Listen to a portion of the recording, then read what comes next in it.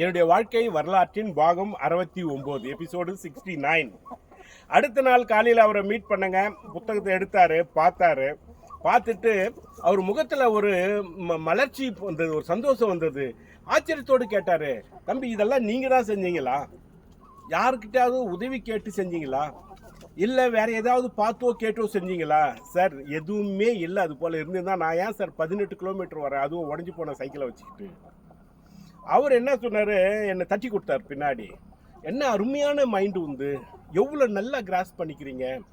ஒரே நாள் சொல்லி கொடுத்தேன், ஒன்று கூட தவறு இல்லை, எல்லாத்தையும் அழகாக பண்ணிட்டு வந்திருக்கீங்க. Very well done.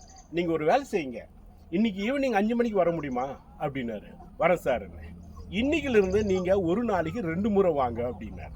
அதாவது அந்த மனுஷன் ஃபஸ்ட்டு நாள் கிளாஸ் எடுக்கிறதுக்கு முன்னாடி, தம்பி எனக்கு ரொம்ப பிஸியாக இருக்கேன் நான், நீங்கள் வாரத்தில் 2 நாளைக்கு வாங்க, அப்போ நான் உங்களுக்கு கிளாஸ் எடுக்க முடியும், டெய்லியெல்லாம் எடுக்க முடியாதுன்னு சொன்னார். இன்றைக்கி என்னுடைய நடவடிக்கையும் என்னுடைய அந்த இன்ட்ரெஸ்ட்டையும் பார்த்து நீங்கள் ஒரு நாளைக்கு 2 முறை வாங்கன்னு சொன்னார். இது எவ்வளோ சந்தோஷமாக இருக்குது. அதன் பிறகு அதே போல் நடந்தது. ஒரு நாள் ஈவினிங் 5 மணிக்கு வரேன்.